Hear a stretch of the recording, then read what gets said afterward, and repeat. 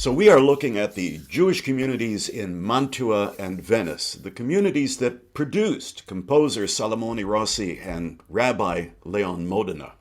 And we've invited Professor Benjamin Ravid to give us some context so we can understand what life was like for them in their society and how it was that this efflorescence, this fusion of Jewish and European cultures took place then and there. So Professor Benjamin Ravid is Professor Emeritus of Near Eastern and Judaic Studies at Brandeis University, and he has published extensively on the lives of Italian Jews in the early period. Welcome, Ben.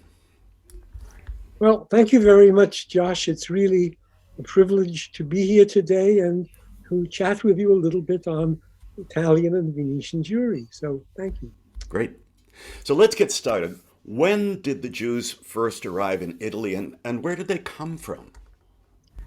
Yes, that's a very good question. It leads us into the topic of Jewish geography. Now, we used to think primarily in binary terms. We have Ashkenazim on the one hand, we have Sephardim on the other, and the word Sephardim usually was used to refer to all non-Ashkenazim.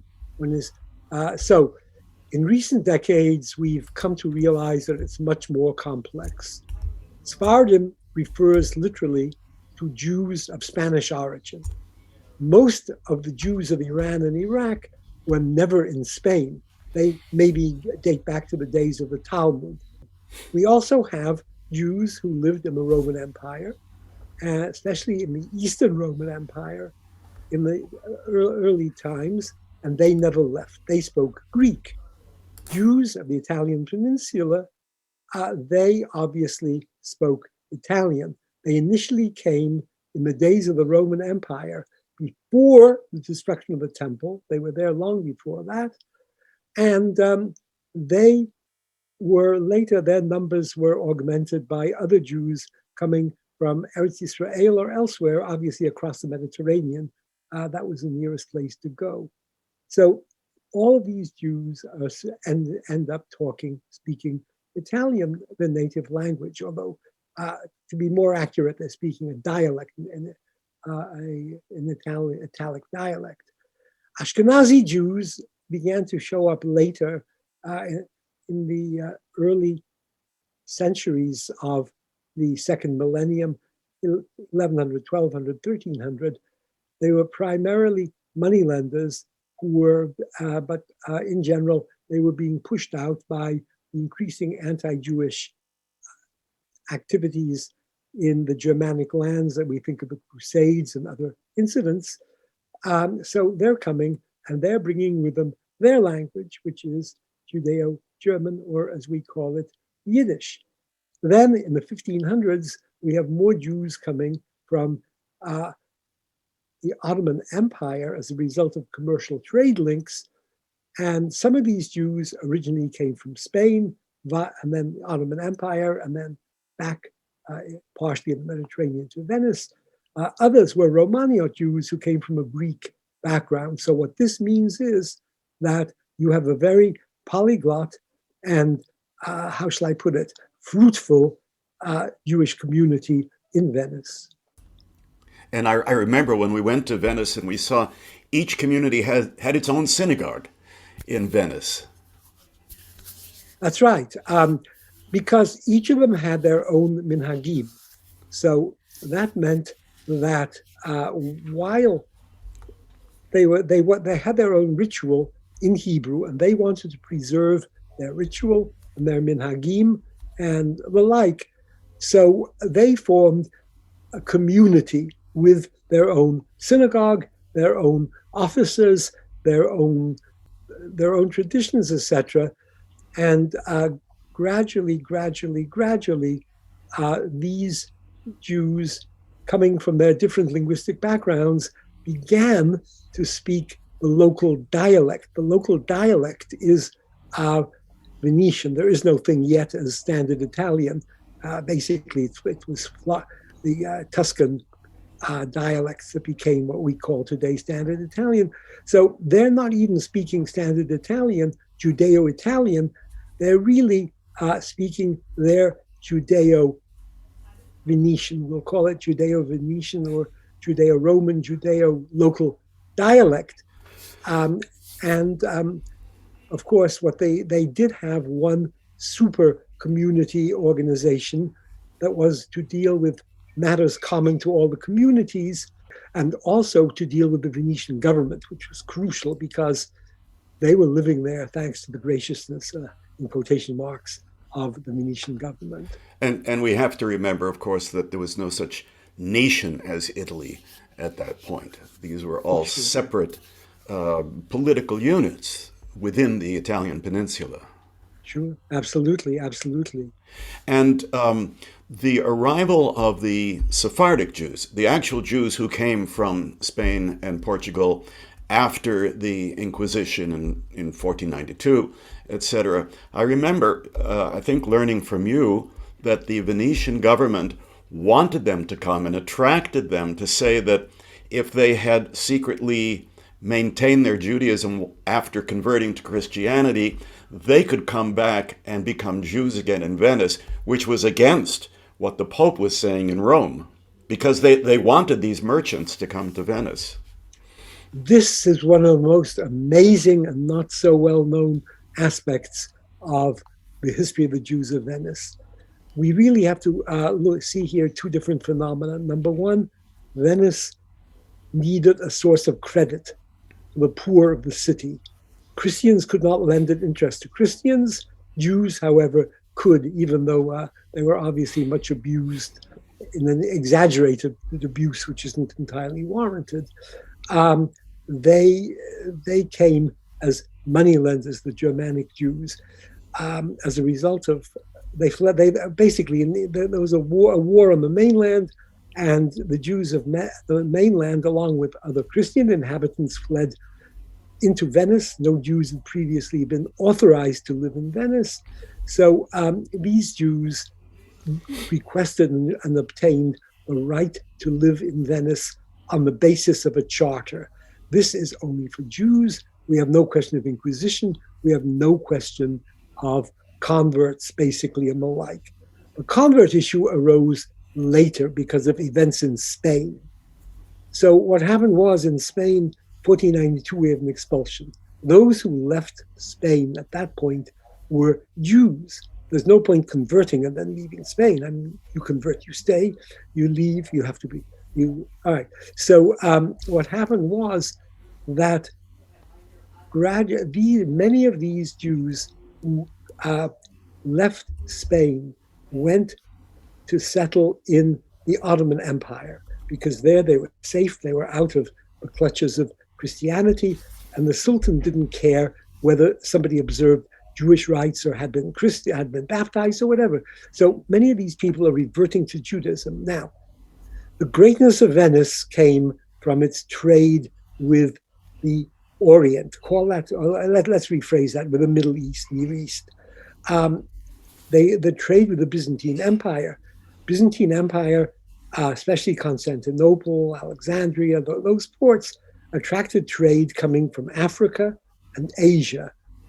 Long haul trade that came to these eastern ports, and the trade went from there to Venice. Venice was a central point. It's the nearest by sea the access to Europe, and in those days it was much safer, much as a comparative term, to travel by sea than it was by land. So the problem here was that with the discovery of the journey to Africa and on to Asia slightly later, around the Cape of Good Hope, starting in the early 1500s, goods were coming directly to the Atlantic ports, to Spain, Portugal, and later on Holland, and less goods were coming into the Mediterranean. And also those ships of the Atlantic powers, Spain, Portugal, Holland, England, had the technical ability to go around the Cape of Good Hope and reach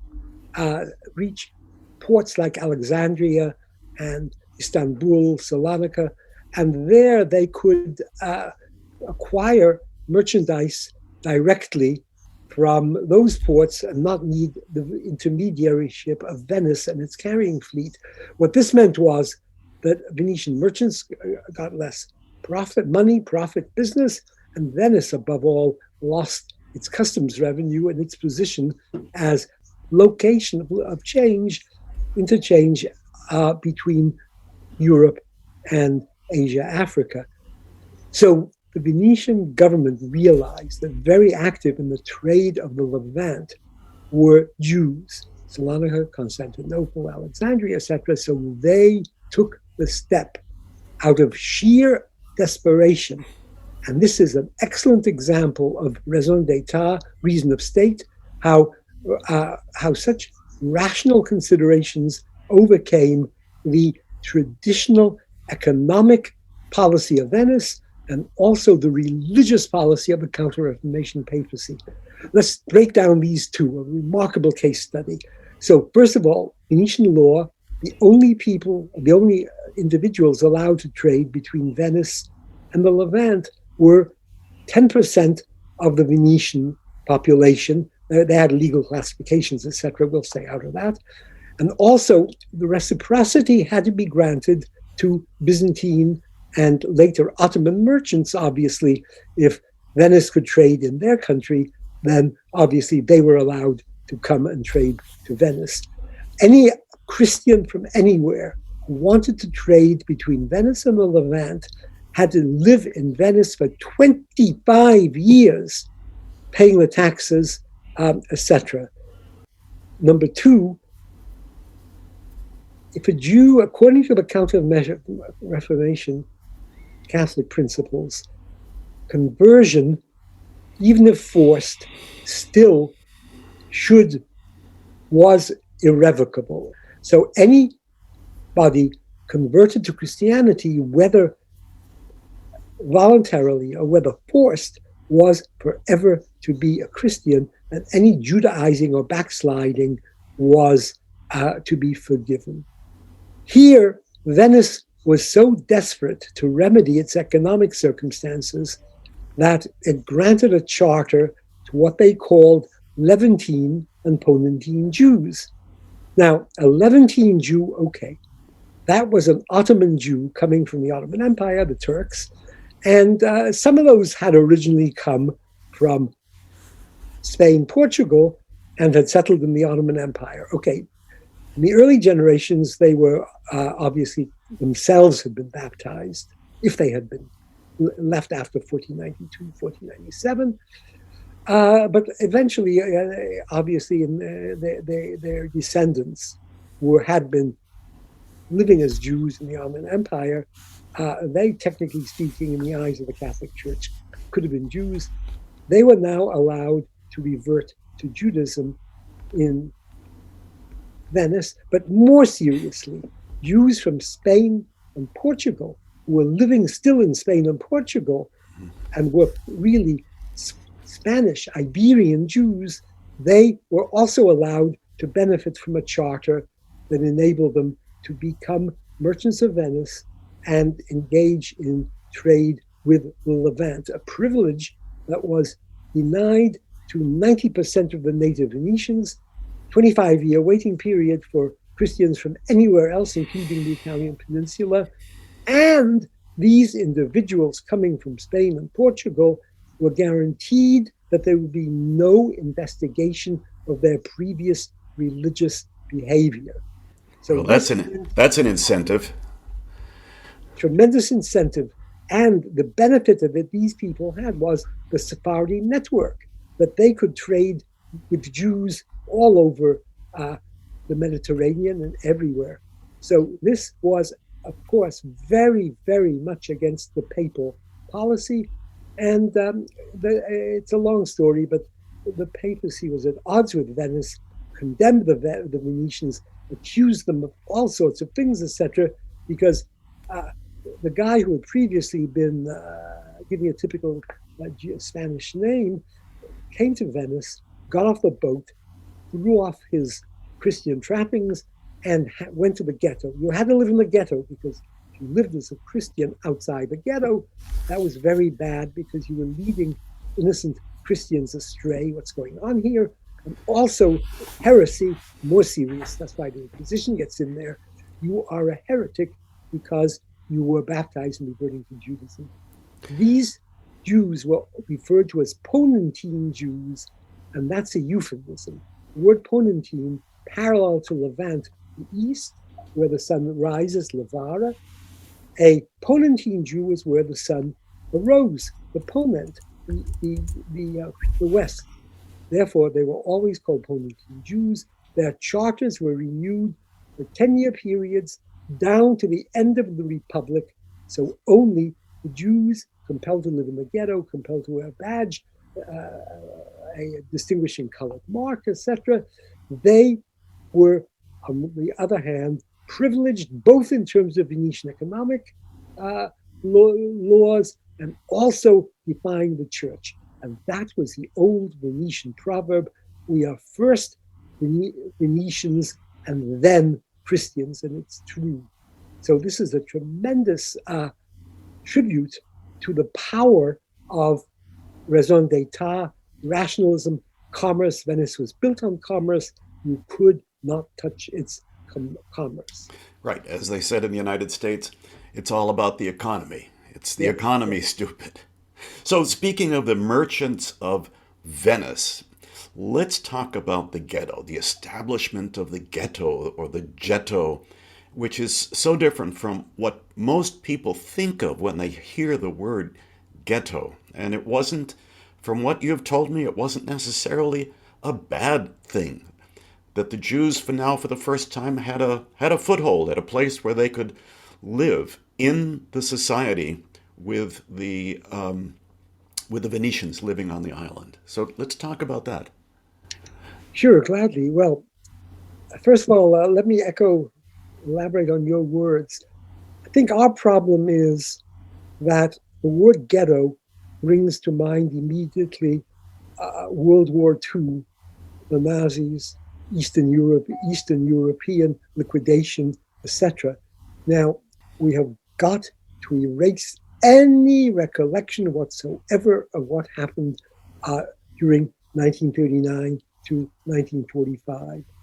The ghettos of the Italian peninsula, which I have insisted should be defined as compulsory, segregated, and enclosed, because later on the word ghetto completely lost its original sense and could refer to any concentration of any minority living anywhere without legislation, without walls, without restrictions, you name it. The word ghetto has lost its meaning and distorted greatly Jewish history, urban history, social history, whatever. So the main difference is, and I won't dwell on this too long, the ghettos of Renaissance, early modern Italy were only locked at night. So that meant that Jews could be out and around in the city during daylight hours, and Christians could enter the ghetto. In fact, the banks were located, the loan banks, pawn shops, were located in the ghetto. So any Christian who wanted to borrow money or who wanted to redeem their pledges had to enter the ghetto. And secondly, equally important, the ghettos of the Italian peninsula were seen as permanent institutions in which the Jews were to reside until they converted to Christianity or the Messianic era arrived. All a Jew had to do to get out of the ghetto was say, okay, baptize me, and he's out. On the other hand, Nazi ghettos quickly became way stations on the road to extermination. So this is a major difference.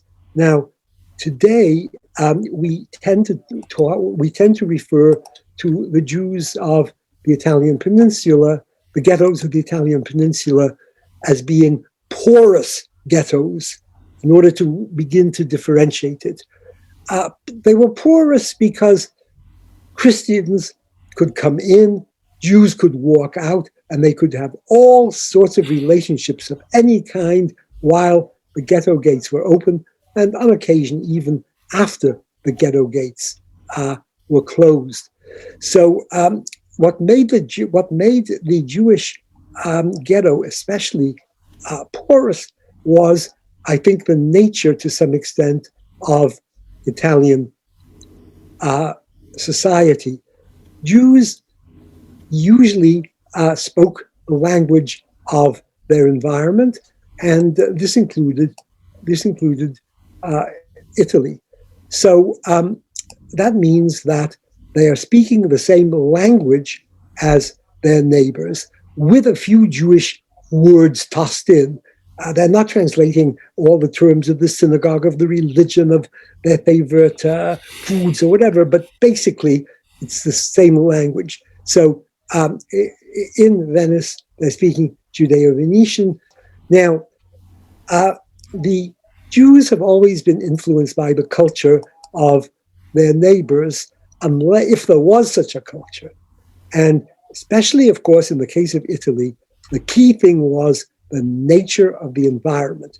So the influence, the atmosphere in Italy was different from that in most other places, because Italy was the land of the Renaissance, and you couldn't miss it, because wherever you walked in Italy, you'll see relics of the past, of classical antiquity, of the Middle Ages, etc. So the Renaissance is there, and the Renaissance leads to a totally different atmosphere, and the Jews are partaking of this. Now, people have always talked about the Jews were influenced by, and I think we have to mention the name of probably the greatest of the Jewish historians of the Renaissance, Robert Reuben Bonfield, who pointed out that it's really not to be seen here as a conscious matter of assimilation. I'm going to go out and do this. I'm going to write music of a certain nature. No, this is what they saw around them. And what they did was they would adapt it. They would Judaize it. This goes to many other forms. The literary form of the sonnet was used by the Jews. We have on the sense of the Jews, the development of a theory that I call the Reclamatio theory, that is basically that when the Jews were doing something that appeared to be of a non-Jewish nature, Christian foreign nature, they argued that what the Jews are really doing is reclaiming their own heritage. For example, in the case of music had already initially been in the hands of the Israelites, and then it was passed on to the Gentiles, who learned it from them. The Jews lost everything in exile, and now the Jews are really claiming what was rightfully theirs. What will the science of music say to the Christians? I was stolen from the land of the Hebrews. We've known that the science of music was totally present in our art, and excelling in its knowledge were the Levite musicians Asaph, Heman, and Yedutun, as well as King David and King Solomon and many other prophets. But today, none of us have skills in this area. Nothing. So this is how it goes. They can justify any taking on the environment and Judaizing it in remarkable ways. So what we have here is a tremendous Jewish participation in the outside culture. And Jews, for example, in Venice were participating in the academies where people would get together, literati would get together and discuss all sorts of matters in institutions that were called academies, that were modeled sort of on the ancient academies of Greece and Rome. And it would appear that some Jews, Simone Luzzatto, Modena himself, and others, were actively participating in this interaction. There was a great interaction between Jews and Christians, which does not mean that Christians necessarily love the Jews, but they would learn from the Jews. They would learn Hebrew to get to the original language. Hebrew was recognized along with Greek and Latin as being one of the languages of antiquity. So the Jews, on a certain level, were a part of the world and they participated in it. That does not mean, I repeat, that the Jews were more loved, more accepted. The restrictions remained. The ghetto remained.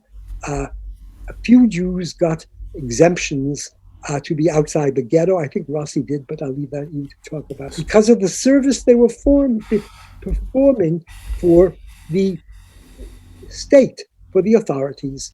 So you have this atmosphere in this part of Italy at this time. I mean, we're talking about the 16th, 17th century and the lingering influence of the Renaissance and humanism that's going on there. In Northern Europe, these same things would have been said, "Pass nicht." It's not what Jews do.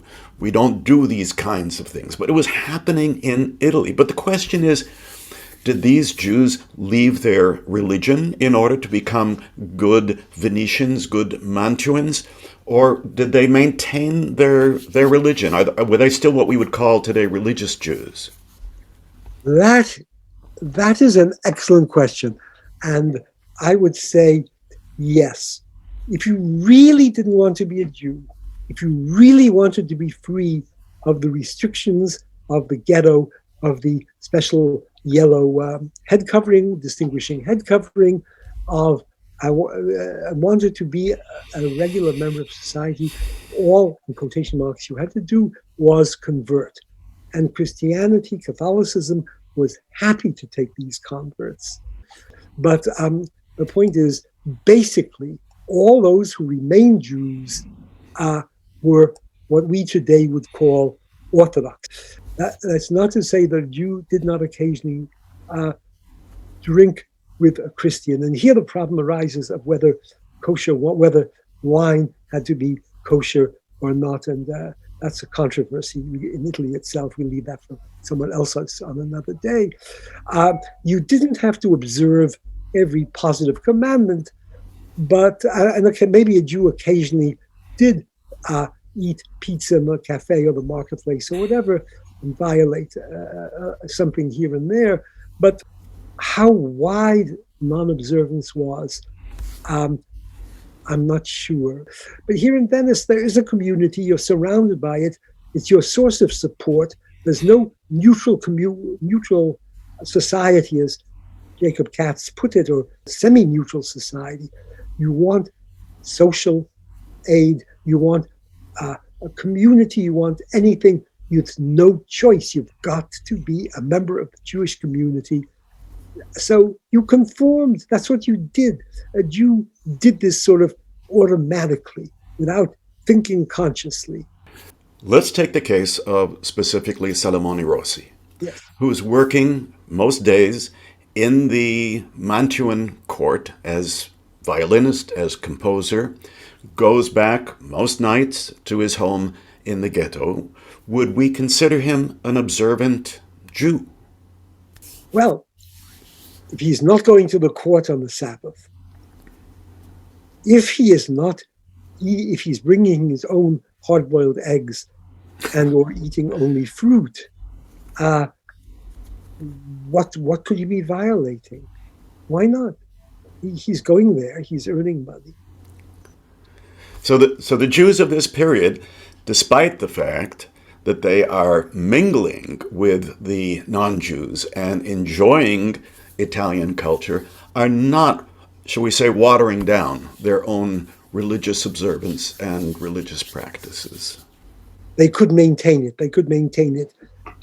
And some Christian may even have respected it. How accurate is Shakespeare's depiction of the merchants of Venice and the Jewish community of that time? Although that's probably a much longer discussion. Let us not get into the problem of the sources of Shakespeare. That's a very controversial issue, etc. The most remarkable idea is that advanced by Brian Pullen, that Shakespeare used to hang out in the taverns of London and there were some Venetian merchants, and they began telling him a story, and that story was a little bit similar to the story of Shylock, etc., etc., etc., etc. The first point to make, I think, is that this is literature, not history, and that really the only Jew mentioned is a moneylender and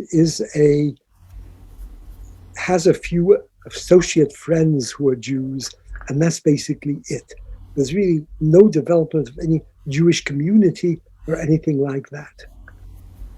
Second, it should be noted that the word ghetto does not appear in the book, in the play. Also, special Jewish distinguishing badge or headgear is not mentioned anywhere. I once said that in class, and a very bright student said, well, what about that line, sufferance is the badge? And it took me a couple of minutes, and I realized that, of course, sufferance is not something you wear as a distinguishing mark anywhere on your clothing. Then it was pointed out that the Republic of Venice would not tolerate such deals based on a pound of flesh. Mm-hmm. And they would throw both Shylock and Antonio into a madhouse, or even worse punishment for engaging in that sort of thing. So that was point number two. And then it should be pointed out that Shylock does have a few good lines. Had not a Jew eyes? Had not a Jew hands? Organs? Dimensions? Senses? Affections? Passions? Fed with the same food? Hurt with the same weapons? Subject to the same diseases? Healed by the same means? Warmed and cooled by the same winter and summer as a Christian is? If you prick us, do we not bleed?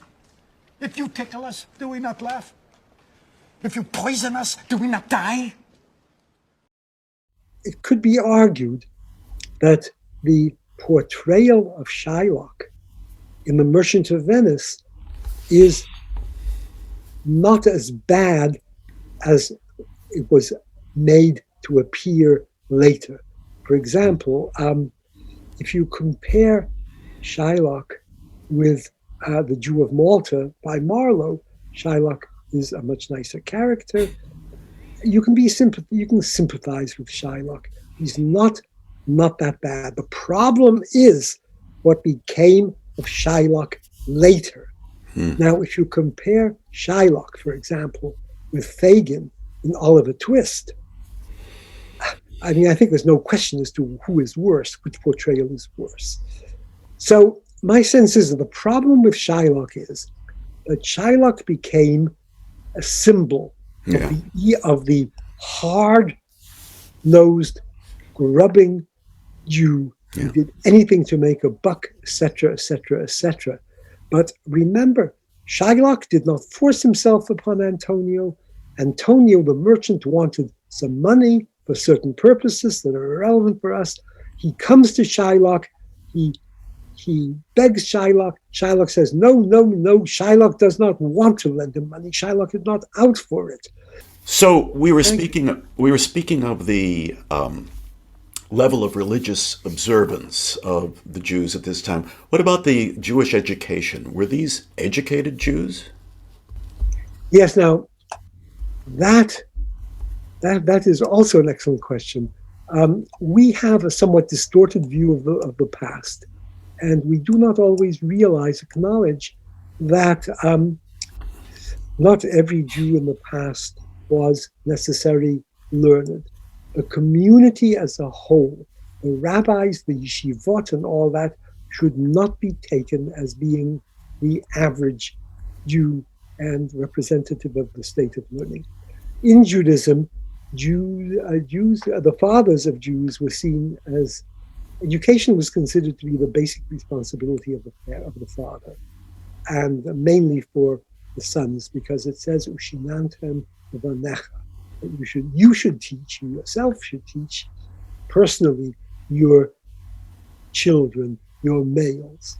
It said your sons, Vanecha, and not your daughters, Binotecha.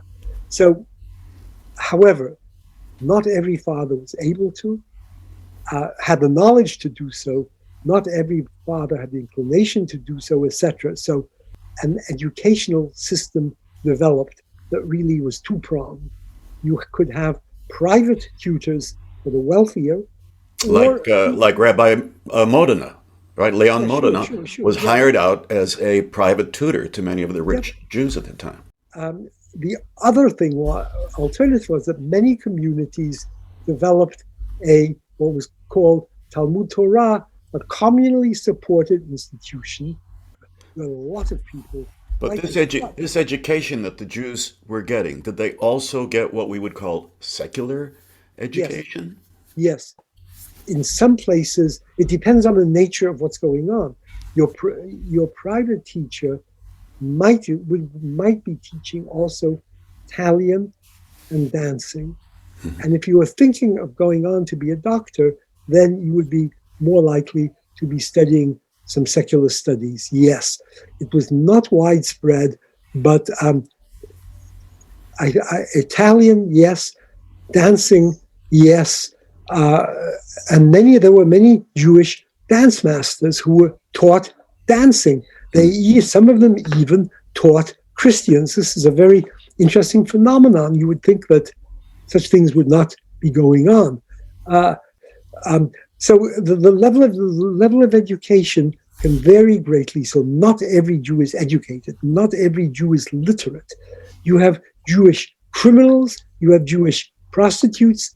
By the way, that a prostitute does not mean you're not educated. You had courtiers very prominent in Italian society, etc. So do not imagine the Jewish community as one hub of learned Jews. Education is a very, very uneven matter, and the community tried. But of course, Ben, if we look at the music of Salamani Rossi, the way it was published, all right, so you have music notation in the Italian style. Underneath the music notation are the lyrics written in Hebrew characters. Yes. Without vowels, by the way. So we assume that these were people who were, shall we say, bicultural, who could read music, but also knew how to read the Hebrew. And they were transliterating the Hebrew words into Italian characters. So there was a certain amount of bicultural education going on there. And the ones who sang this music were Jewish members of the congregation. They didn't bring in outside ringers to sing it. Never. Yes, they were members of the congregation. For in singing, the majority of those versed in the system of musical notation are also skilled in reading Hebrew, and it is right for the singers to make sure that the words are properly pronounced in their vowels, accents, and the details that enhance the beauty of the reading, and they are praiseworthy. The first charter allowing the Jews to settle in Venice and engage in money lending was issued in 1513.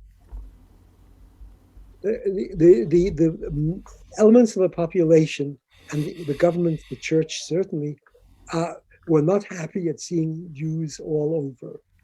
So as a compromise between expulsion back to the mainland or living freely anywhere they wanted, the ghetto was established. So the ghetto has to be seen as a compromise between expulsion and the freedom to live anywhere. The key thing is, what was the legal system beyond the ghetto? What rights did the Jews have? What were the hours of closing of the ghetto? What professions could they follow, etc.? So on the whole, I would say ghettoization was not good, but this is a bias. The historian, let me level with you on this. The ghetto, it has been argued, could strengthen Jewish cohesion because you had them all living together. Um, Ghetto could strengthen the artistic activities of the Jews, because if they were less in contact with the outside world, they were more on their own resources. So they developed their own choirs, their own art, you name it. And it could lead to a strengthening of the communal authority.